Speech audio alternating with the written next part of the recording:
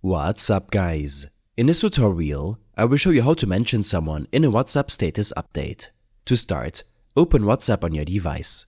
At the bottom of the screen, you will see multiple tabs. Navigate to the Status tab to view your own and your contacts' status updates. To create a new status, tap My Status or the plus icon, which will allow you to add a fresh status update. You can create a status in multiple ways.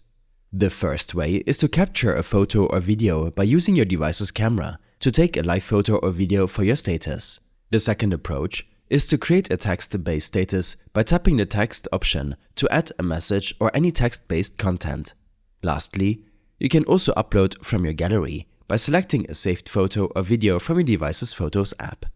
Once you've selected the type of status you want to share, look for the @ or mention symbol in the text field. This symbol lets you tag contacts directly in your status. If you don't see the @ symbol, ensure that your WhatsApp app is fully updated, as this feature is not available in older versions. After tapping the @ symbol, you'll be prompted to choose the people you want to mention in your status. You can scroll through your contact list or use the search icon to quickly locate the specific contact. WhatsApp allows you to mention up to 5 people per status update. Once you've selected the contacts to mention, tap the OK button to confirm your choices. Next, press the Send button to post your status. When your status is live, each person you mentioned will receive a notification in their Chats tab, letting them know they were mentioned in your status. They can tap the notification to view your status directly.